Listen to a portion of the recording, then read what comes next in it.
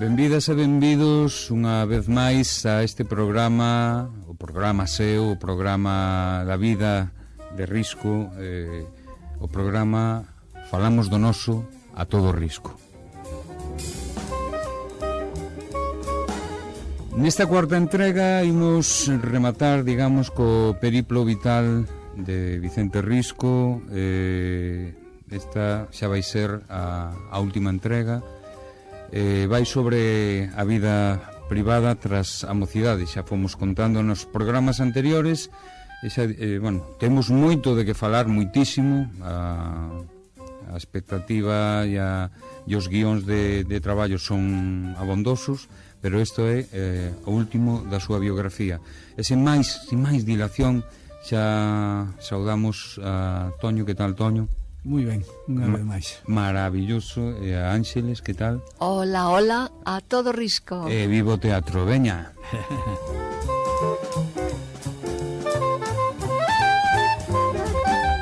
Bueno, pois imos coa... Parece así...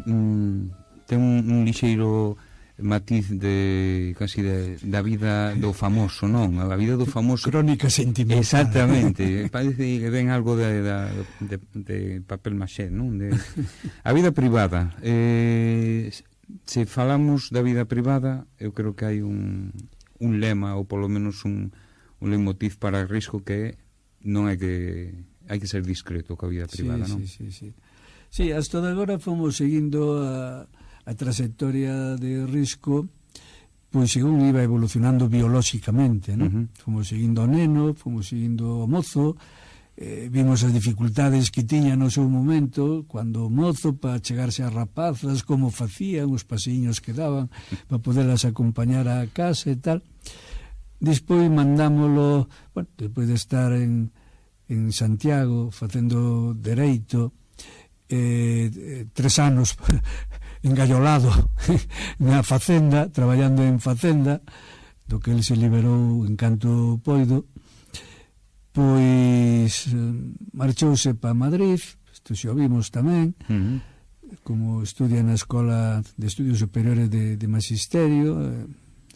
Foi moi enriquecedor para el, abriulle tamén as portas do que iba a ser o seu futuro profesional, pero a parte así máis ligada á súa vida, pois deixámola xa un pouco de mau unha vez que xa é maiorciño, non? Xa é un licenciado en Dereito, con unha certa experiencia profesional, e, para pechar un pouco o círculo, pois podemos falar de como lle foi a partir de aquí, non? Como noivo, despois como marido, despois hasta o final, non? Como forma unha familia, como foi evolucionando esta familia, hasta que o deixan no cemiterio de Vilanova. Un pouco ese o ámbito no que nos podemos mover para pechar este ciclo, non? Perfectamente. Nada, a min interésame moito a súa fase de noivo. De noivo. Si nos queres contar algo desa María del Carmen O sea, imos traizoar en certa medida quero dicir, as intencións risquianas de que non se que non trascenda a vida privada, non? Sí, a min a verdade é que me costa un pouco, non? Por iso falar da vida privada de Risco cando il manifestamente expresou que era algo que non se debía tocar, non? Espero que non lo perdoe, non? Sí, igual non, igual sí. Serían deles 3 versos. El paseo del Arnado hay que cubrirlo con un toldo para que no vean de arriba lo que abajo hacen los novios. Claro. Entonces, ahí está. O secretismo de Risco coa súa vida privada, a vida privada, a vida de noivo, non? De María del Carmen Fernández Gómez, unha moza loira, fermosa, distinguida, que encandilou a Vicente Risco. É moito máis nova que Risco, que ese é un dato que non debemos esquecer, moito máis nova. Risco, cando casa, tiña xa 38 anos, e ela apenas andaba nos 20, o sea que máis que o noivo, pois casi podía ser o pai, non? Claro, había unha diferencia. Por iso non nos debe extrañar moito que cando iba a visitala a Pereira, a la Raíz de Veiga, de onde era a súa familia, a familia de Mari Carmen, unha familia que chegou a Allariz a mediados do 19, pois di o propio Tobar que os comentarios da xente non eran moi favorables ao Risco, non? Unha rapaciña así tan nova, loira, debo ver polo que din e tal, distinguida, con moitas actitudes. Pois, bueno, ao lado daquele señor que era xa bastante maior, un pouco desgarbado, pequeno, sí, andaba medio encollido, pois, bueno, non eran o dio Tobar, entón hai que facer caso. Que familia non lle retorcería o morro a ese noivo, non? Digo eu. E Risco vai nos matar, que estamos entrando moito na súa vida privada. Claro, bueno, sí, en contra do que ele dicía, non? Ele dicía que a vida privada é un espacio, o último espacio de liberdade que nos queda, dicía, non? Sí. Co cual, pois, eso, non entra máis que quen se lle dá entrada. Ese ben será a mensaxe que manda Risco. Non nos atrevemos a entrar, pero pouquiño. Pouquiño, se temos certo permiso para... Hasta donde poidamos, sin crear moita... Un verniz. Eso, unha cousiña. A min interésame especialmente de todo isto a figura desta muller, de María del Carmen, dende o punto de vista de que, bueno, aparte de ser unha muller fermosa, distinguida, educada, culta, foi unha muller que estudou bacharelato. Antonio, tú deso sabes moito, contanos. Estudou no instituto nunha época de Ourense, que non había mulleres. Claro. Inicialmente xa temos falado disto, non? O instituto era exclusivamente masculino e ata principio do século XX non se abriu as mulleres. E Mari Carmen foi das primeiras alumnas que tivo o instituto, parecer tivo unha boa formación, eso lle foi moi útil despois na súa vida como muller e como responsable dunha familia. Sabemos que ela era normalmente a que atendía as visitas, que lle axudaba a Risco, non só a mecanografiar, que tamén o facía, sí, esos tamén, sino que lle corrixía a veces cousas a Risco. Claro. Lle corrixía. Sí. Claro, nese sentido, pois, ela tuvo unha posición potente dentro da contorna familiar, non? Isto a Risco teñe que parecer ben, é dicir, detrás dun escritor pode haber alguén que acompaña ese escritor, e pode ser María del Carmen, a que o encandilou. Non sei, dado aquel momento, esta experiencia de que unha muller, que eran pouquiñas as que estudaban, ela estudou e lle pudo axudar a un escritor, para nós, para Risco, para todos, é algo moi valioso. Sí, claro. O sea, ti, Ánxelo, non esquezas que Risco coñeceu a Mari Carmen nunha obra de teatro. Sí. Sí.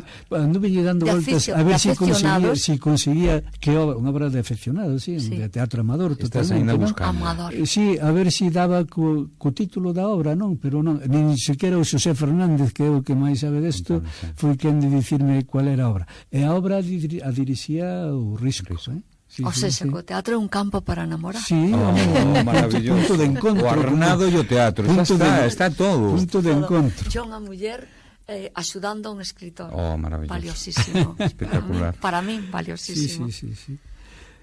Bueno, a familia, que a familia non lle gustaba. A familia non lle gustaba. A familia, ela era filla de Manuel Fernández Rodríguez, que eran originarios, como xa dixemos antes, da Pereira e en Raíz de Veiga, e que chegaran a Allariz cara a mediados do século XIX. O dato que teño, por lo tanto extrapolo a isto, é o da construción da casa.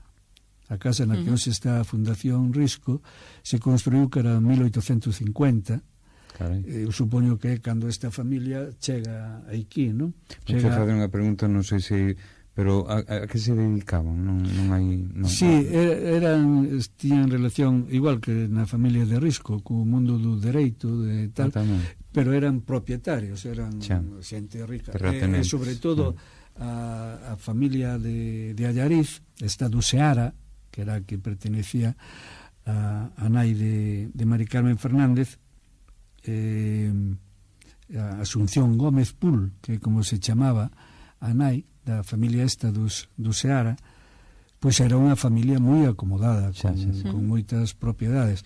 Eu vos comentaba antes de empezar o programa, que no traballo que fixen sobre os pombais de Allariz foi o único caso que atopei que a mesma familia tivera 2 pombais, un en Silvela, e non sei se recordades esa finca na parte de arriba, que había que subir unhas escaleiras, na parte superior das escaleiras á dereita había un pombal que se desmontou ainda hai relativamente pouco tempo, e outro o que está a carón da ponte de Vilanova. Iso hai que suliñalo ben, porque moita xente pasamos por ali e non nos damos conta de que aquel pertencía á familia de Risco, o pombal que está na ponte romana. Non é que está caleado de branco e demais. Sí, está perfecto. Agora é do Serafín, e ele ten cuidado con mimo. Cuidadísimo.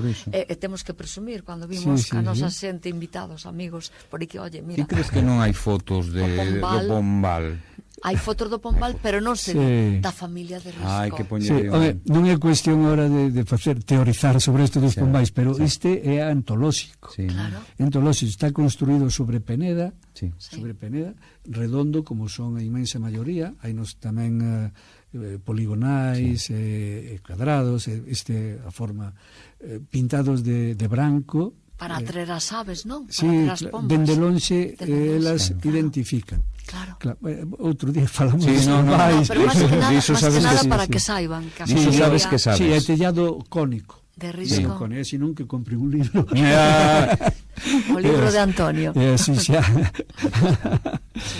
Correcto. Bueno, entón, dicíamos isto para aclarar que era unha familia acomodada, que vivía de rendas, basicamente.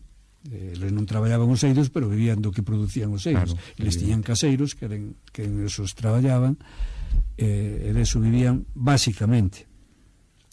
E tamén, cando menos chamativo, a primeira vez que o lin, que Risco, en confianza, cando estaba no ámbito familiar e tal, lle chamaba nena. Seguro que hai un componente cariñoso, agarimoso, pero posiblemente tamén a diferencia de idade pode estar detrás desto, non? Sí. Hai que dicir tamén, como cotilleo, xa que estamos entrando así Pois temos un programa tipo dron na vida de Risco, hai que dicir que algunha das criadas que tivo asustábase moito cando escoitaba a Risco, nena, por a casa, e dicíalle, señora, o señor está chamando por unha nena e eu non vexo ninguna nena por acá, e a nena era a propia señora Risco, María del Carmen. Pois sí. Bueno, despois dun tempo de noivado, pois chega a boda. Desto sí que temos bastante información. A música non sei se esa ou non, seguramente non. Botaríanlle unha gaiteirada, eu que sei, unha foliada, unha alborada, eu que sei. Casa na igrexa de Santiago, en Allariz. Tampouco tuveron que andar moito, porque debe estar a uns 50 metros da casa. Sí, claro. Unha pasarela perfecta para unha noiva, non? Claro. Digo eu, aquela rúa, como se chama a rúa?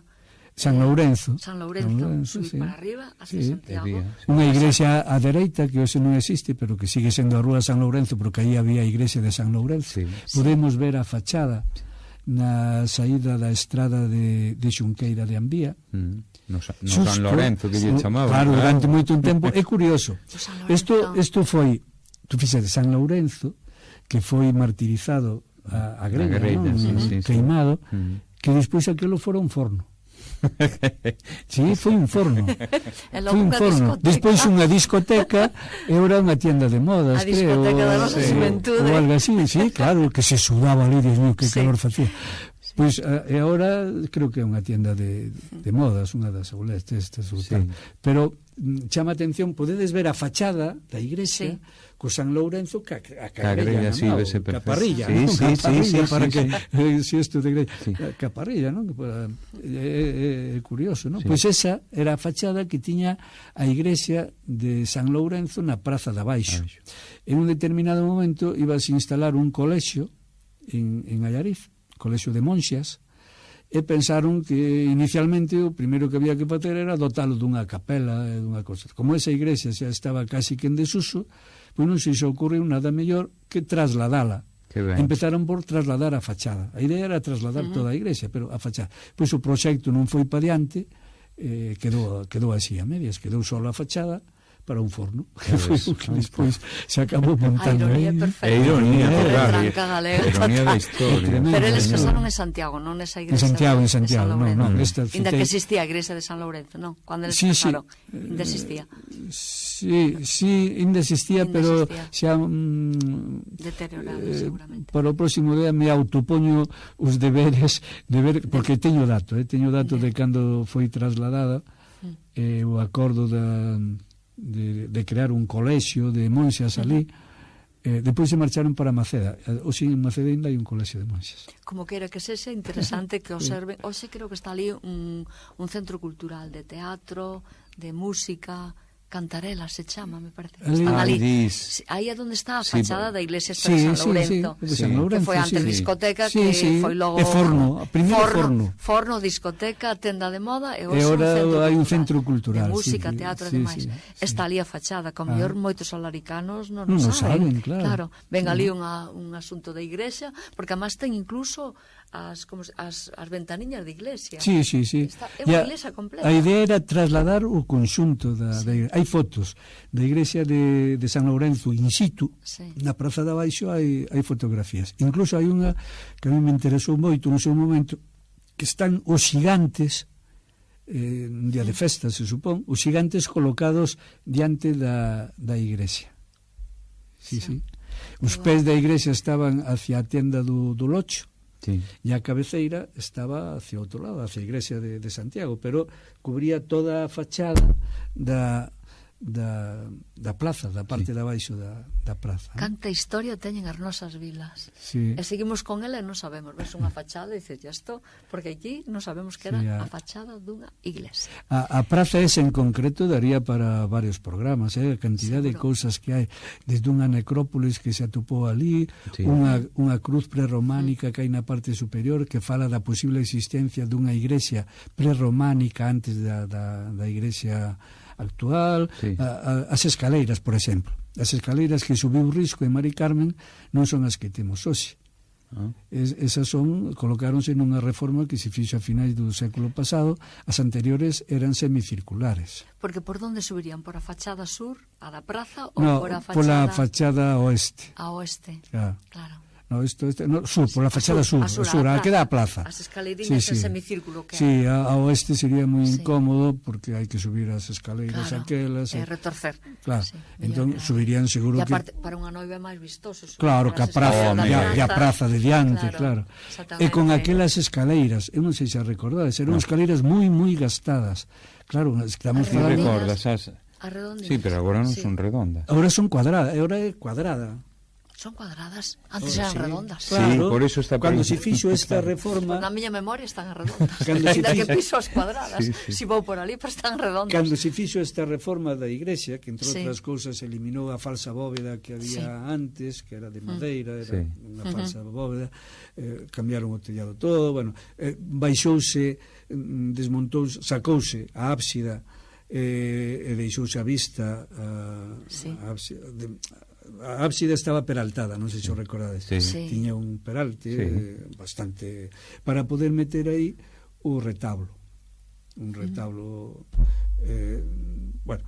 retirárono, claro, retirar o retablo, fíxate tú, levantar toda a ábsida, que é unha ábsida de un cuarto, preciosa, espectacular, pero para que entrara o retablo levantaron uns 3 ou 4 metros, claro. Unha vez que se retirou o retablo, entón desmontouse ese tambor, porque é un tambor de peralte, o baixaron ao seu emplazamento original, quedou perfecto, claro. E ademais, ca sorte de que ao facer esta obra descubriuse un antigo altar románico, que agora volveron por no seu sitio, pero que estaba ali medio agochado, non? Ali detrás, non? Foi unha obra interesantísima. Pero volvamos a Noiva, as escaleiras redondas. Subindo as escaleiras redondas gastadas. As escaleiras redondas para a igrexa de Santiago. Bueno, pois esa ceremonia se produciu en maio, 29 de maio de 1922. Cando Risco xa tiña 6 anos de experiencia docente, levábase a probar con plaza, xa comentamos isto, con plaza directa na Escola de Estudios Superiores de Magisterio, e levaba 6 anos xa traballando. A verdade é que moito parece que non gañaba, non? Claro, estas cousas hai nas que ver sempre con cautela, non? Con a perspectiva necesaria. Pero claro, un catedrático que durante algún tempo foi incluso o director da Escola Normal de Magisterio de Ourense, pois ganaba 7.000 pesetas ao ano. 7.000 pesetas. Sí, o que veñen sendo 500 pesetas ao mes, ou traducido a linguaxe actual, 3 euros. Moi ben. Mima. Claro, outra cousa é pensar que se podía facer con esas 500 pesetas ou tal. Pois se podía facer ao parecer moito, non? Moito. Entón, claro, estas cousas hai que relativizalas sempre, porque senón podemos sacar conclusións erradas, non? Bueno, sabemos que algúns persoeiros ilustres asistiron, entre eles o que oficiou a misa de boda, que foi Marcelo Macías, o que Risco coñecía ben porque andaba moito pola súa casa, eran moi amigos da familia, e xa o tovera como profesor e director do instituto que el acudiu a clase, non? E ademais o conocía tamén da Comisión de Monumentos de Ourense, xunto con outros personaxes que influíron moito no Risco novo, no Risco aínda en formación, pero que tiña o privilexio, por ser fillo de quen era, poder codearse con este tipo de personas, independentemente da idade que tiña, non? Entón, entre os testemunhos da boda, pois hai xente ilustre, non? Teño anotado aquí a José Bobillo, tamén por os de Raíz de Veiga, sí. Non? Que ainda, o sea, hai parentes aí, incluso o propio Tobar e Bobillo, de segundo apelido, sí. Claro. Antonio Agüero era a nai, por certo que morreu un ano, o pai morreu un ano antes da boda, por lo tanto a viúva era unha viúva recente, sí. Non? A nai de Mari Carmen. David Cortón, por citar alguén da outra parte da familia, dos de Castro Caldelas, non? Porque, por un lado, os de Rairiz, os de Mari Carmen, e por outro lado, non olvidemos que os Risco viñan de Castro Caldelas. Sí. E xa en algún momento comentamos de onde chegaran a Castro Caldelas, sí. Que non había unha opinión unívoca, non? Sí. Dependía de... Bueno, o propio Otero Pedrallo, que era moi amigo da familia, lle fuxo un regalo extraordinario. Que Podía, sí, eran de poder. De feito, os Riscos xa foran inquilinos diles na rúa que teñan, unha casa que tiñan na rúa dos Zapateiros, non? Despois chamada Rúa da Paz, como xa comentamos tamén aquí, non?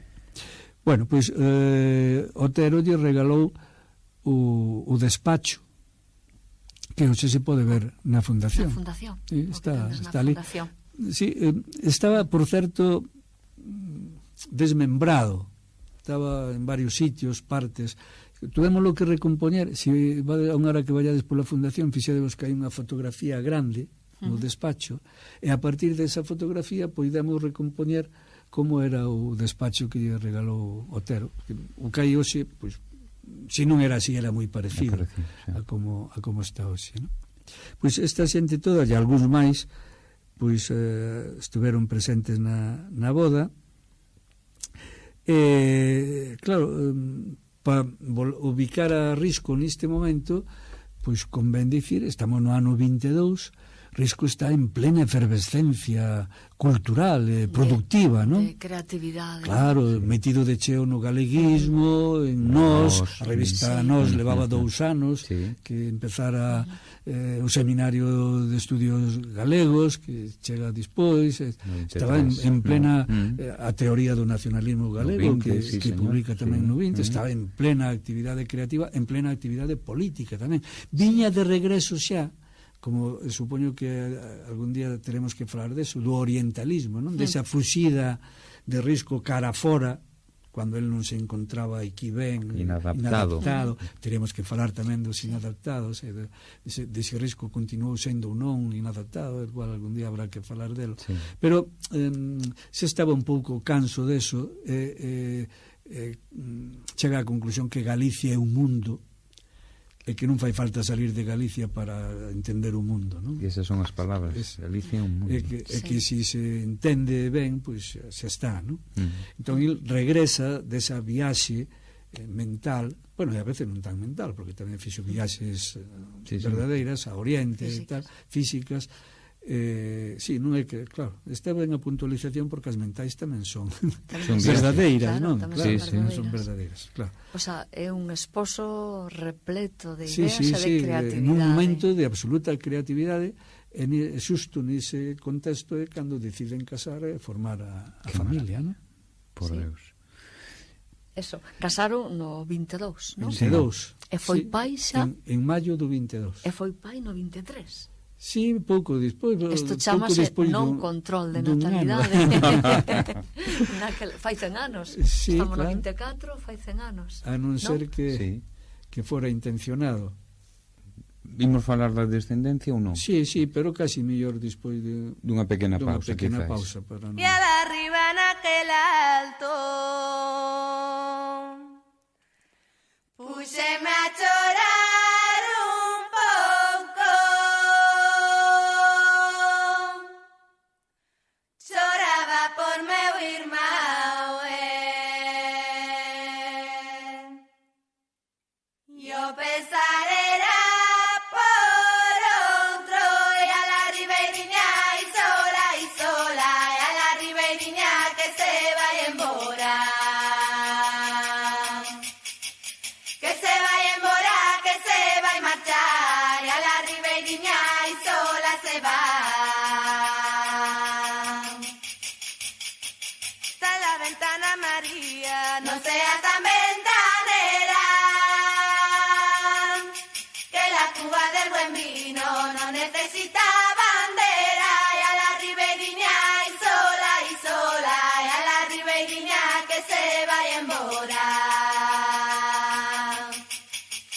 Que se vai embora, que se vai marchar, y a la ribeiriña y sola se va.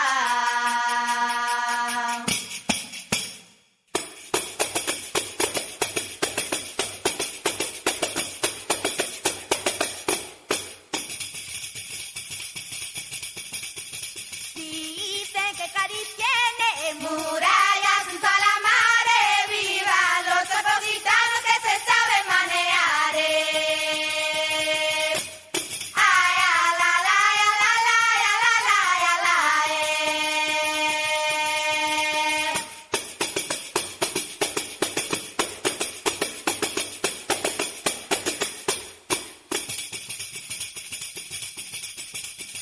Para cantar veniu para bailar meu irmão, para tocar los panderos, viva que no tenga mau. Ay, a la la, a la la, a la la, a la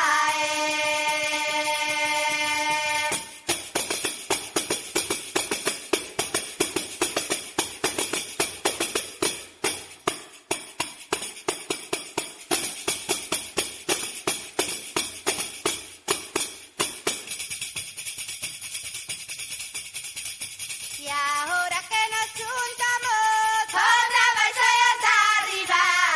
Ahora que nos juntamos, viva nuestra compañía.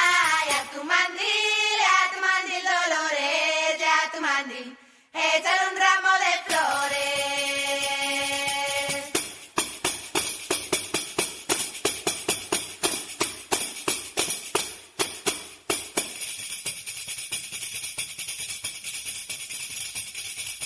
Ai, vai unha, non vai outra. Ai, vai unha, non vai outra. Para tocar xa non podo, para cantar estou rouca. E a tu mandil Dolores, e a tu mandil, échale un ramo de flores.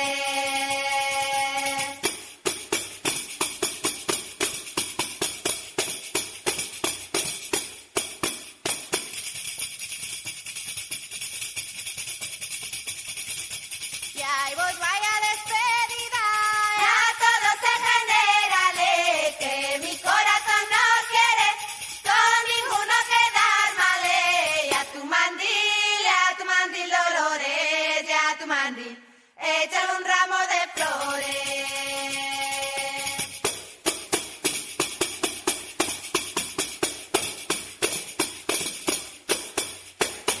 E despois desta pequeniña pausa seguimos coa descendencia de Risco, creo, non? Xa falamos da inmediatez, da inmediatez do primeiro fillo que... Casámolo e ora vamos seguir coa historia, non? Cos fillos, ou fillas, porque máis fillas que fillos solo houve un, non? Sí. A primeira nace moi pronto, como dicía Ángeles, pois pouco despois dun ano do casamento, a Carmeliña, pero foi unha experiencia frustrante, non, para Risco, porque morre antes de cumprir 3 anos.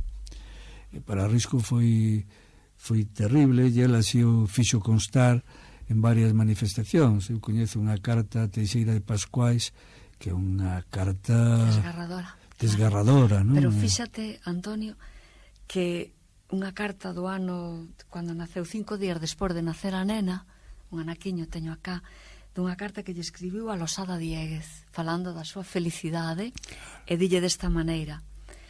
Isto tamén indica moito do tipo de vida que tiñan. Dice, fun varias veces preguntar por ti ao Miño. O Miño era un hotel, me parece, non? Hotel Miño. E aínda o auto Carballiño. Losada Dieguez viña desde Carballiño, claro. E iba á estación do auto Carballiño a preguntar, hoxe un teléfono móvil estaría todo arreglado. E máis o café Royalty para ver si te vía. Royalty. E nada. Este é o que dice Risco nunha cartiña que lle manda 5 días despois de nacer Carmiña. Chamábanlle Carmiña. Carmeliña. Claro. Estou dedicado á vagancia. Xa era tempo, porque non te podes figurar como estaba de canso e aínda con saúde pouco sólida. Agora, o acontecemento da miña vida é que fai 5 días tiven unha nena. Xa sei que ti tiveches outra fai pouco, díxomo Castelao. A min este emocioname. Por suposto. Este triángulo literario comunicando a paternidade e a amizade todas que teño. E un día por outro, siquera che escribí, perdoa, agora douche nova do nacemento da miña. Grazas a Deus está moi boa, ela e a nai. E é cousa que sirve para compensar a un dos disgustos, todos, que nunca faltan. Non é? Estou moi contento, como podes supor. Este é o que el lle comunica a Losada Dieguez. Bueno, esta comunicación de paternidades, e el, un home canso, será da súa actividade intelectual, da moita actividade que ten, non? Claro, en ese momento xa está repleto de cousiñas. Bueno. Está canso e ven a paternidade, lle emociona, lle transmite a un amigo, a pesar de que el non felicitou ao amigo por ser tamén recentemente pai, Losada Dieguez. Mal, moi mal. Non metendo moito na súa vida, pero ten que ser así. Bueno, eu creo que non debemos esquecer tamén o que debía supor para el ser pai, tendo en conta a diferencia de idade con Mari Carmen, non? Claro, ele estaba xa preto dos 40 anos, non? Casou con 38. Claro, 39. Esta tería xa con 39, despois o resto dos fillos xa a partir dos 40, non? Entón, eso hai que telo en conta tamén para interpretar a súa situación de felicidade, non? Non sei se lle queres decir algo aos pais de agora, que son pais, non son 40 e mucho máis. A vos, xa non son pais, xa. Si riscaron a vos, imagínate os pais de agora. Sí, pero agora... Bueno. Isto, se nos vamos un pouco para atrás, os 40, moita xente eran avós. Claro, tamén morrían despois aos 60, aos 65. Todo isto sirve moito para pensar, non? Na evolución da vida. Isto de que ande buscando a Losada Dieguez por o Hotel Miño, ou non sei que, o Royalty, a estación de autobuses, cando hoxe con unha simple chamada, oye, estás, vou, véxote, non te vexo, naceu unha nena, non me naceu a nena, o que sei. É curioso, encántame bucear así na vida de Risco de outros máis.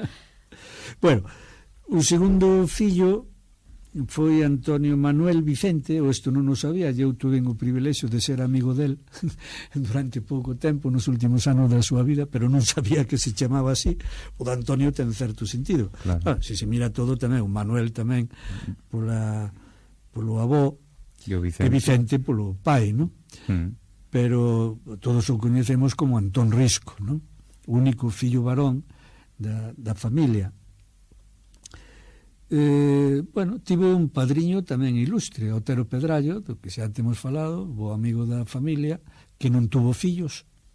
Entón pois sería un fillo daquela maneira, pero bueno, actuou como padriño.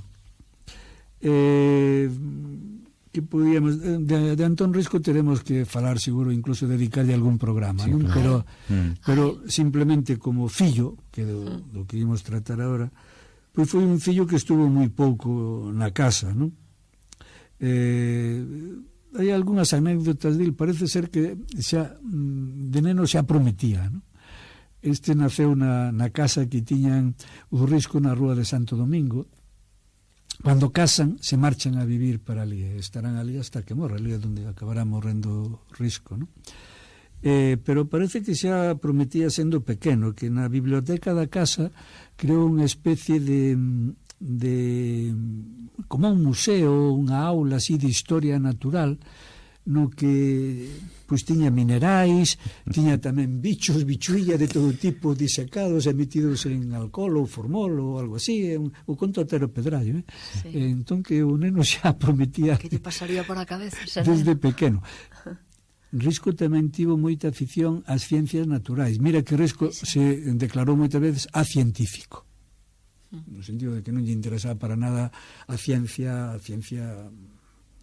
eso, experimental, a ciencia empírica, además, metodolóxica, que eso non lle interesa, excepto as ciencias naturais, a biología, este tipo de cousas, e incluso dixo que cando se retirara quería estar nun sitio que houbera moitos árboles, moitas plantas e tal, e poder pasar horas e horas debaixo dun parral, que sí que estaría ben. Non sei se ao final o pudo cumplir ou non, pero era o seu desexo para cando se xubilara.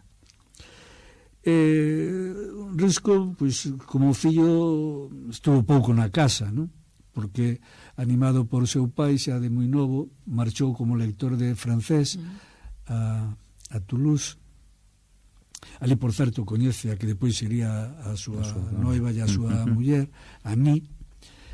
Despois se marcha a Estados Unidos, está en varios sitios de Estados Unidos, está en Oregón, pero pouco tempo. Depois xa marcha a Canadá, que é onde vai estar máis tempo, non? Como en Quebec, na rexión francófona, como profesor na Universidade de Laval.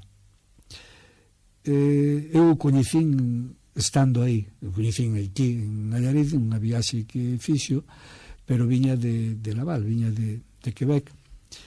Por desgraza enfermou, tiña un cancro, estuvo ainda un tempo indo a Houston a un tratamento experimental a ver se funcionaba co cancro, pero non puderon conter durante un tempo.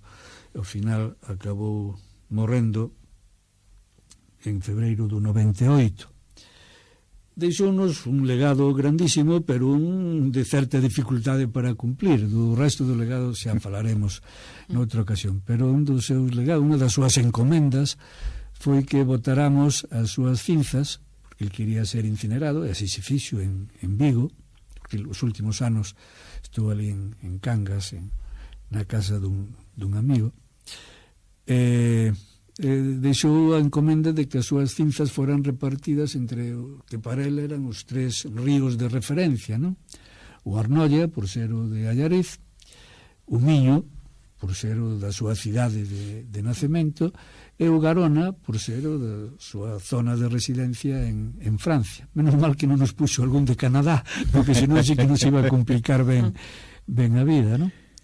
Cumplimos religiosamente con este precepto, e bueno, do Risco que realmente nos interesa, ou do Risco do Antón que realmente nos interesa, pois teremos que falar máis detidamente en algún outro programa, tanto do ensaísta, do profesor, do teórico, do crítico literario, e tamén, que eu creo que isto está moi pouco valorado, do Risco creador en galego de novela, de narrativa, e incluso de teatro, cousa no que andamos na súa pescuda, pero que algo teremos que facer, porque igual que o outro Risco pai tamén deixou algunhas cousas de teatro, e non só El buzón del rei, que é o clásico único que se cita en todas as biografías, sino que hai bastante máis cousas do Risco teatreiro, do que alguna vez igual tamén temos que falar, Pois de Antón tamén demos aí cunha peza inédita do que estamos falando e que algo teremos que facer con ela, algo non? hai que facer. A peza é inédita, esa Sí. me fixo chegar directamente o Antón pouco antes de morrer. Está feita a máquina, escrita a máquina, nadie a conoce porque é inédita. Por eso. Pero pode dar xo. No teatro irá. Vai a coñecer, a ver se se publica antes ou mellor, pero bueno.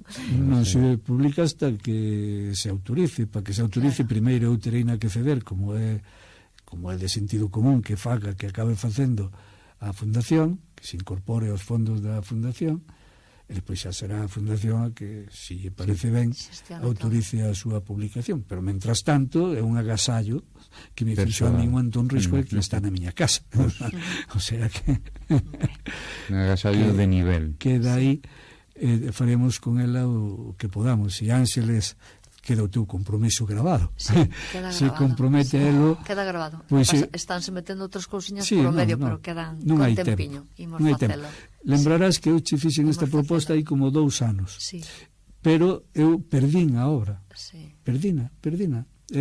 Quedoume traspapelada na casa, dinlle voltas por un montón de sitios e non dinco. Eu ia atrás buscando outra, por certo, unha obra que trouxen aquí, o dos contos de Risco. Sí.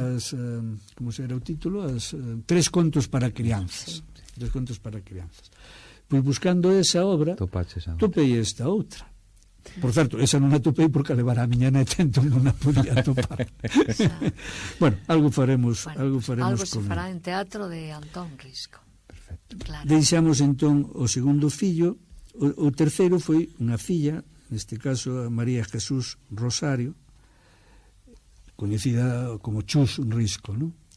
Esta ten sido catedrática de inglés na Universidade de Granada, donde vive. Ainda vive hoxe. Ainda vive, sí, co seu marido Fernando, polo que teño entendido, con certos problemas de saúde últimamente, pero ainda vive. Foi presidenta da Fundación Vicente Risco. Está en Granada, non? En Granada, en sí. Granada. Sí. Yo seu fillo, Vicente, cando celebramos o 140 aniversario, o fillo, que sería neto de Vicente Risco, nos mandou unha carta conmovedora, non? Falando das vivencias, de como recordaba o seu avó, si non podera vir, pero mandou unha carta pois tenra, sí, do bo recordo que ele tiña do seu avó. Xa. E despois pero espera, con esta filla temos que falar algo de Risco, claro. Como era el como pai, sí, si eres isento ou non. Sí, aparte que Risco deu Chus, que é como se chama normalmente a esta, deu varias entrevistas, e os biógrafos de Risco tamén lles proporcionou información sobre seu pai. Sí que falaba moito e ben, claro, de seu pai, non? Dicía que pola casa pasaba moita xente, que ela a veces tiña que recibir a xente de todo tipo de persoeiros, pero a min chamou moito a atención de que por unha parte destacaba que o seu pai era unha persona moi agarimosa, moi tenra, pero por outra parte que era moi rígido en canto á educación que lle quería transmitir aos seus fillos, non? Que era moi rígido, que tiña unha moral pois moi clariña, e non lle gustaba nada que os fillos falaran mal de ninguén. Sí. De ninguén, non? E tampouco que tiveran contestacións categóricas de sí ou non, eso a Risco non lle gustaba nada. As cousas son a según, algo que quedou grabado, non, sobre un dos perfiles de Risco, non, que non había cousas categóricas, a según. E a outra frase, morro o conto. Cando alguén empezaba a falar mal diante de Risco, os seus nenos, a súa familia, el cortaba dicindo morro o conto. O sea, non se fale máis. Cando vía así que derivaba cara cuestións que non lle parecía que morro o conto. Que morro o conto, que isto non dá pa máis. Mirado que dice a filla Chus, María Jesús Rosario, que está en Granada. respecto a todo isto. Dice, eu tiña moita liberdade para facer o que quería. Agora ben, tiña que decir onde ia e o que ia facer. Esa é a... nas festas de San Benito de Allariz, eu tampouco sei por qué, pero non nos deixaban sair o luns por a noite. Isto chama moita atención. E o luns era un día...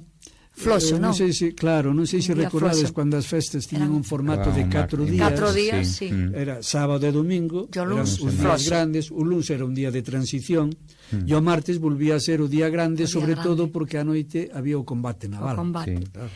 Ela dice que si saía ese día era co pai. Si saía ese día, que habitualmente non nos deixaban sair, e dice, non sei se era mellor quedar na casa ou sair con el, porque decía, porque me obligaba, iba con el, e di tamén que as festas eran na praza do Concello, non na Barreira.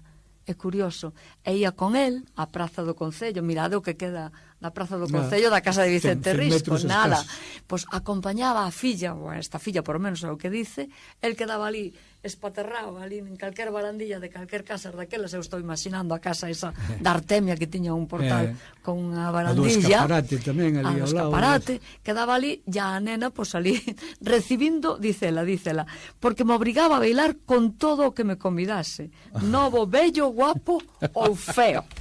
Eso di a nena. E el ali quedaba encostado na pasarela dunha casa da praza de arriba, que era onde se celebraba o baile, a disfrutar das festas. El disfrutando, vendo a nena, e a nena tendo que aceptar o que lle se lle presentaba. E iso que ia en contra da filosofía do pai de ser categórico, tenía que dicir, bailas, nena, decían. A según. Bailo, sí, a según, pero dicía que daba gusto a todos os convidantes. Pero, curioso, non? Isto indica moito, non? Desa vigilancia que linda, que estaban en liberdade, según día esta muller, esta filla, pero él estaba controlando. Moi tolerante, sí, pero él controlaba a situación. Tamén conta Chus que desde nena o pai lle inculcou moito da música, que a levaba aos concertos, e ademais temos outra proba delo que na casa había un piano, non? Un piano que agora seguimos utilizando para estes ciclos da fundación, non? Eu xuro vos que cada vez que paso por a praza esa, eu miro que as casas aquelas, miro a casa da Artemia, a casa do comercio aquel, todas aquelas que están ali. A ver onde se podía colgar o risco. Estaría risco acá, e onde estaría a nena bailando. E non ocuparía moito o risco. Non, que pequerechino. Teríase que subir a algún lado. Para ver a nena seguro, para ver se bailaba co guapo, feo, bello, novo, tería que ver. Bueno, se daba gusto a todos no baile, estupendo. Eu xuro vos que me encanta, paso por ali e a primeira visual que lle bota a plaza é aquela beira toda das escaleiras que baixan cara a Santiago, e me imagino a Risco ali metediño en algún lado. As escaleiras il non as viu. Claro, porque daquela había unha rampa. Unha rampa, sí. Esa se cambiou cando se fixeron as obras da praza da Baixo, que por certo se descubriu aí unha necrópole con unha lauda preciosa que algúns consideran o primeiro texto escrito en galego. O primeiro texto escrito en galego. Hai unha publicación de Paco Fariñas, o exdirector do Museo Arqueolóxico de Ourense, que foi o que dirixiu a excavación esa, non? Ela titula, non sei se como Crónica de excavación de urxencia da praza de abaixo, da praza de Santiago, creo que se chama, de Allariz. E hai unha descripción preciosa e minuciosa de como é a lauda esta, a tampa da sepultura, con todo tipo de detalle. E hai quen considera o primeiro texto escrito en galego. Epigráfico. É un texto moi bonito, non o podo citar ahora de memoria, ben que me gustaría, pero é o lamento dun pai pola morte da súa filla. Me poño o deber tamén de un día traervos o texto. Dice que está no arqueolóxico. Sí, está no Museo Arqueolóxico. Pues sería interesante, ¿no? Leer ese testiño. Dado que estamos tamén falando de Risco, que ten unha nena morta prematuramente, os 3 aniños. Bueno, tomarei nota. Tomamos nota. Seguimos a outra filla, queda allí. Sí, nos queda solo María Cruz Antonia, coñecida como Cruz. Esta morreu moi nova, estuvo ligada ao mundo do cine, era unha técnica de luz e de son, Neste momento se están facendo algúns estudios sobre ela para tratar de recuperala, porque non é que deixara unha gran obra, entre outras cousas porque morreu moi nova, pero bueno, que paga a pena meterse un pouco é que tamén sería un pouco fora do normal, é dicir, unha muller nestes anos sobre todo ser época, técnica de cine. Non debía haber moitas, non? Non debía haber moitas, por eso, ninguna. Estes días se está vendo en Santiago unha especie de congreso na Facultade de Xornalismo, e sei que unha das ponencias, porque me invitaron, vai sobre a Cruz Risco. Claro. Para tratar de recuperala, de algúns títulos de pelis nos que se sabe que ela colaborou, e bueno, eu falei con Manolo González, Manolo da Rúa, que seguramente o coñecedes, que estuvo aquí de director do instituto moito tempo, non? Sí. E el a coñece tamén, el ten referencias dela, e tamén me dixo que pagaba a pena facer unha pequena investigación para recuperar a súa figura e a súa obra. É unha semblanza a estudiar e ao mellor a admirar, porque técnica de cine. Claro, e non desde a fundación, eu xo plantexei na fundación, vamos a apoiar tamén, claro, o que se poda facer sobre isto. Sí. Risco chegando ao final. Sí. Chegando ao final, Risco, non? Sí, el, como di a veces o Luis Risco, a partir de que se xubilou, exercía a enseñanza, pero non na escola de magisterio, sino nos parladoiros nos que participaba, e ele anduvo en moitos parladoiros por diversas partes de Ourense. Algúna vez igual falamos tamén disto, con algo máis de detalle, dos varios sitios, especialmente do Voltaire, non? Pero, bueno, pero houve outros moitos, o Roma, bueno, entón, ao parecer, aí, el lle gustaba moito andar acompañado de xente máis nova que ele, non? De feito, os artistiñas, que ele bautizou con o nome de artistiñas, pois lle levaba, podía ser o seu pai, non? Sobre todo dos máis novos. Hoxe só queda o Acisclo, pero Casares, que aí ainda claro, moito máis, o de Dios, bueno, todos estes. E lle gustaba moito estar en compañía destes, non? Todos os días facía o seu itinerario de ir tomar os viños a un lado, ir a outro, pero depois fala moito dos lugares aos que iban pola noite, que normalmente eran destes cafés teatro, cafés cantantes que chamaban, no que sempre había algunha atracción ou algunha cousa, e fala de algún en concreto do que di que de noite era unha gozada ir ali, porque claro, cando xa o frío se metía nos osos, ali aquilo sempre estaba quente, sempre, e era os últimos sitios aos que iban antes de marchar para casa. Isto sí correlata Risco con vese que se atopaba moi cómodo. Pero bueno, foi embellecendo, claro, e chega un momento en que morre de cancro. Intentaron... Como fillo. Sí, como Antón, claro. Sí. Operaron no pouco tempo antes de morrer, pero a operación non conseguiu resultados, e morre de cancro. Entérrano en Allariz o 15 de abril de 1963. Recalco de abril porque se alguén se lle ocurre ir ao cemiterio de arriba, mirar ali, que te equivocaches, que morreu en marzo, porque é o que pon ali, non? A tumba de Risco está no cemiterio de arriba, subindo da primeira plataforma á segunda, que hai unhas escaleiras, empezando a subir esas escaleiras, á dereita está, que por certo é un panteón, é unha tumba do Seara, da muller, non? Da muller.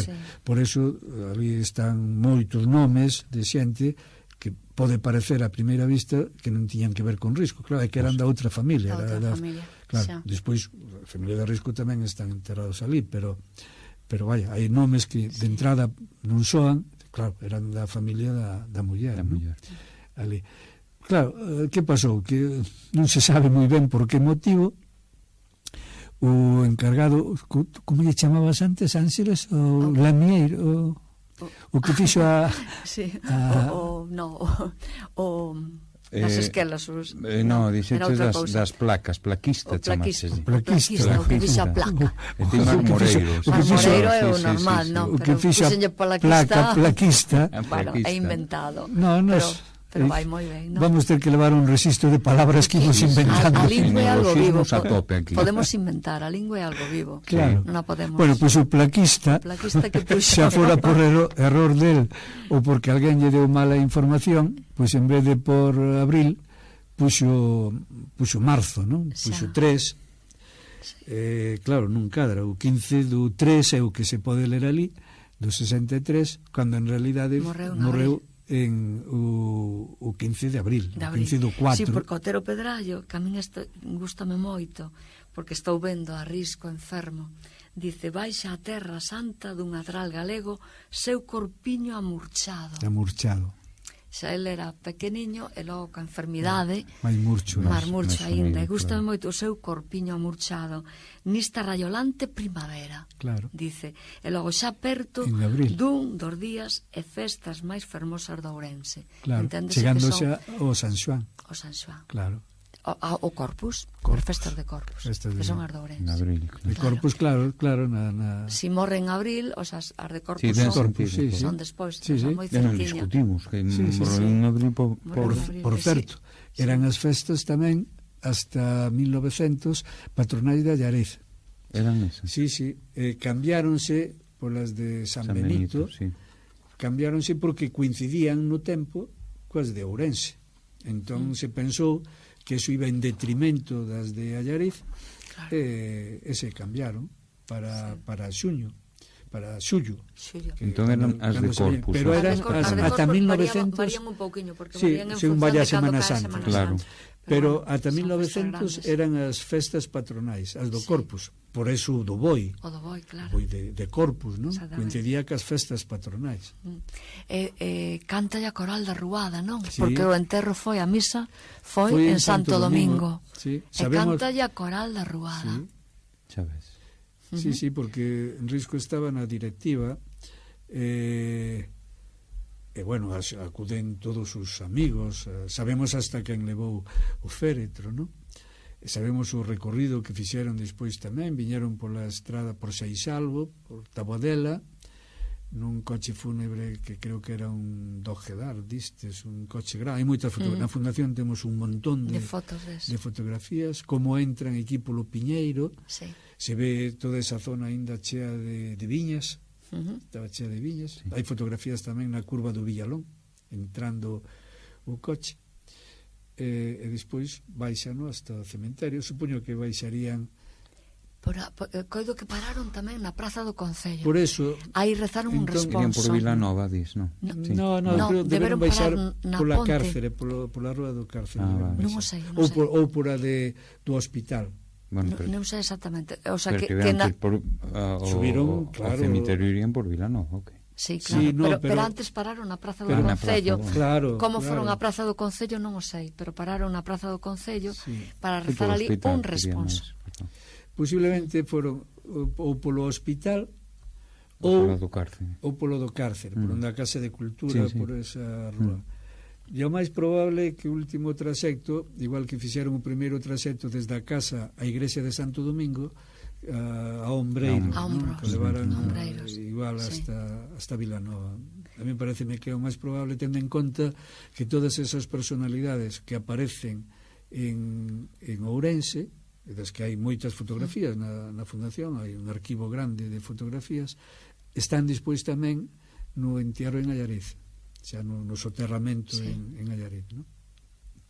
A min gustaría, volvendo á morte de Risco, gustaríame decir que na prensa da época se suliñaba que había moita xente, tanto en Ourense como aquí en Allariz, e que era impresionante o silencio e a homenaxe sentida que a xente tiña no percorrido que fixo, bueno, sobre todo enténdese cando iba a hombros, non? Cando iba en coche, pois non, obviamente, pero nese percorrido, tanto en Ourense como aquí en Allariz, que era impresionante o silencio, eso subliña todo o mundo. Eso é moi significativo, é o silencio de respeto que non todo o mundo merece. Ese silencio solo se lle dedica a quen o merece. Exactamente. Que o merece. Que parece que cualquier cousa que se diga sobra. E para suliñalo na prensa era que era impresionante, senón a prensa non suliña esas cousas, enténdese, non? Silencio, tanto silencio como exceso de volumen. E dice silencios que hai que escoitar. Sí, no, son silencios para escoitar. Sí. E a min gustame tamén moito o que escribiu Pérez Rumbao sobre el, unha vez morto, non? Bueno, fai alusión a que é un escritor que se educou, que aprendeu donde aprendeu Afonso X e o padre Feijóo, o sea, aquí en Allariz, e fala tamén que me gusta moito esta imaxe, dice, quedará como, escribe en castelán, quedará como en un vértice entre sus otros pueblos amados, que sería Orense e Castro Caldelas, claro, o triángulo. O triángulo. Claro. Encántame esa imaxe, vense enterrar a un dos vértices do triángulo, que sería Allariz. E me gusta tamén moito, por eso tú sabes moito disto, creo, Antonio, que Pérez Rumbao fala dos paxaros, e do Arnoia, e penso que Risco era un prendado das dúas cousas, sobre todo do Arnoia. E fai referencia, en algún momento do seu escrito, fai referencia, dice, isto non entendo ben, pero bueno, entendo, dice que los regidores de la villa que don Vicente hubiera querido volver a ver como fue, no talen nunca los amieiros de la Arnoia, para que un día puedan venir a anidar en ellos el pájaro de Armenteira, a hacerle más corta con su canto la espera en la resurrección de la carne. A min isto encanta. Encaixa perfectamente, claro. Sí, non? Claro, o Risco era un enamorado do Arnoia. De feito, tiña unha barca que non era del, era do Satiro Lamas, era un abogado originario de Xunqueira de Ambía, por certo, que dirixiu e editou unha revista, La Voz de Allariz, que hai uns anos publicamos en edición facsimilar, con unha serie de estudios ao respecto, e que era moi amigo de Risco, pois o Satiro tiña unha barca, hai fotografías dela, que é así como era medio deportiva, non era desta así de fondo plano, sino que era unha barca así, e como era amigo do Risco ya prestaba, ya hai fotografías con Risco a bordo desta barca, e incluso en un determinado momento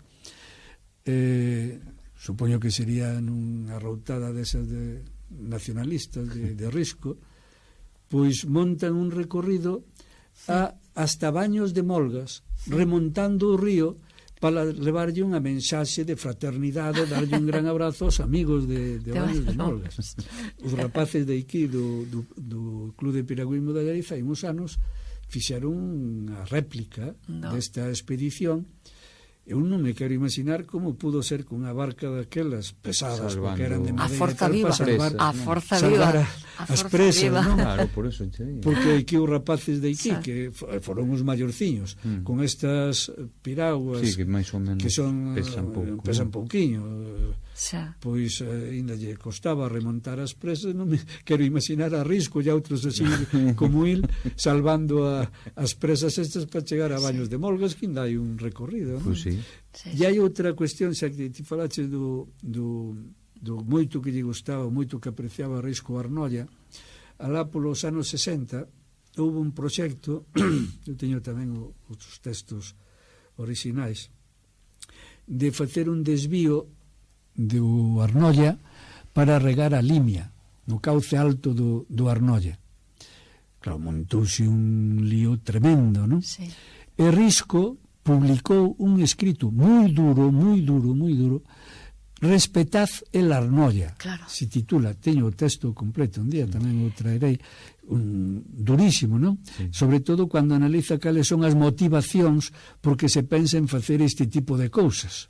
Cando o río, el di que para Allariz é moito máis que eso, non? É todo un símbolo que sería da xente de Allariz sin o río, este tipo de tal, e ao final acaba con ese respetad el Arnoia.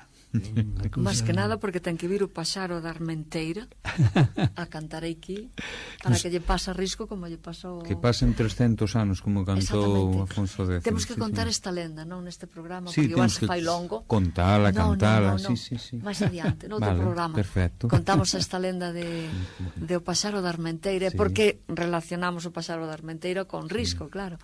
Por que Alfredo Rumbao relacionase desta maneira na súa despedida. É o símbolo da eternidade, non? O canto dun paxariño e o paso dos 300 anos. Pero hai que contalo con calma para que entenda a xente da Allariz. Pois sí. Pero temos que xa darlle, bueno, xa o sepultamos para Obreón. Sepultamos. Despois da súa morte recibiu varios recoñecementos póstumos, claro. No ano 62 o Premio Galicia do Centro Galego de Madrid. Este tiña ademais unha aportación económica importante, non lembro exactamente canto, pero era tamén unha homenaxe de recoñecemento do Concello de Ourense. Risco mesmo ano que morreu. Claro, Risco fora cronista tamén da cidade. As letras galegas, sí, do 81, no ano 81. Sí, sí. A Fundación Risco créase no 95 para recuperar tamén a figura de Risco, no que, por certo, foi esencial a participación do Antón, que foi o que apareceu un bo día aquí en Allariz facendo a oferta, non? Claro. Temos aí en Castro Caldelas un montón de cousas metidas en caixas de cartón, ali hai moito medazo, aquilo estropease todo, a ver que vos parece se facemos algo aquí, e nos puxemos ao chollo, non? Moi ben. E montamos a fundación que se inaugurou nese ano, no ano 95. Por lo tanto, o ano que ven vai estar de aniversario. Pois sí, pois sí. Ese mismo ano celébrase en Ourense, a maior parte das sesións foron no Otero Pedrallo, un congreso sobre Vicente Risco. Están editadas as sesións todas de debate do congreso. E pois hai outras condecoracións. Ten a Cruz de Alfonso X Sabio, que se pode ver na fundación. O Centro Galego de Barcelona tamén lle fixo homenaxe. Bueno, hai varias cousas máis, non? Pero con Risco xa baixo terra, non? Pobre. Pois, como capítulo, digamos, colofón da vida, eu creo que está ben. Bueno, digo, porque agora fomoslo seguindo desde mozo, que era o que nos quedaba, non? Agora aí xa tiñamos, pero agora a idea é traballar un pouquiño máis. Sí, nos próximos programas iremos analizando os diversos riscos, non? Vale. Porque hai moitos riscos. É algo no que sempre fago fincapé, sobre todo cando ven xente a visitar a fundación, que queren saber de risco, primeiro que lles digo, pero de que risco? Eso, o risco poliédrico. Claro. De cual deles? Do político, do escritor, do narrador, do pedagogo, de cual deles? Do ensaísta, do teatreiro, que tamén ten obra teatral, e poética, ainda menos coñecida ca teatral, pero el facía poemas futuristas. Pero temos que sacar, hai que sacar algo. Por eso digo, entón, podemos ir collendo os diversos riscos, e los debullando e los ilustrando hasta donde podamos. A min interésame moito o risco vanguardista. Vanguardista, pues, Ui, juju, xa saberemos por qué, non? Juju, sí.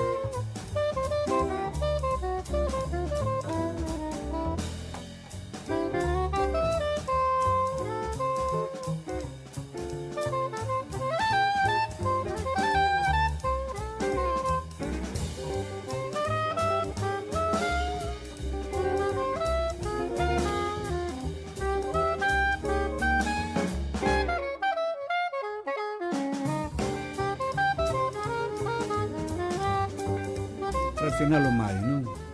Pois igual. Por eso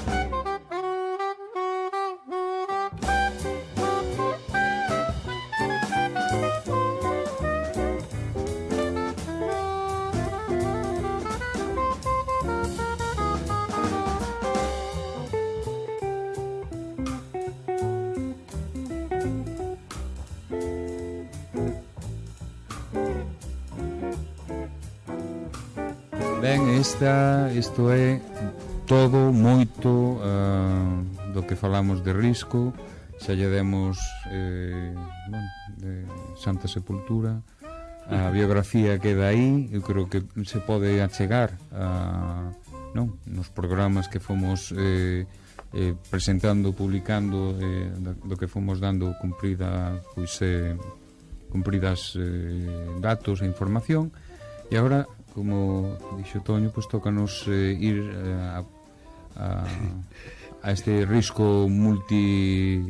Estou me acordando, permitirme a brincadeira, xa que citamos a Otero Pedrallo varias veces en relación con Risco. Otero tamén comentou que marchou po alén e non lle debeu costar moito porque ele tiña boas relacións atendendo ao catolicismo de Risco, confeso, das poucas cousas que Risco nunca renegou, non? Pois dicía Otero así con certa coña, non? Pois eu insisto, ata aquí está descanso. No, en absoluto. Seguimos falando de Risco daqui ata o máis alá, non? O que facemos é despedirnos ata a próxima, que vai ser o seguinte capítulo, non, Toño? Xa diremos cal é. Un placer. Temos varias opcións, mal será que non nos poñamos de acordo. Seguro que sí. Para poder continuar. Ángeles tamén, ata o seguinte. Adeus. E moitas grazas por estardes aí dende Radio Allariz. Ata logo.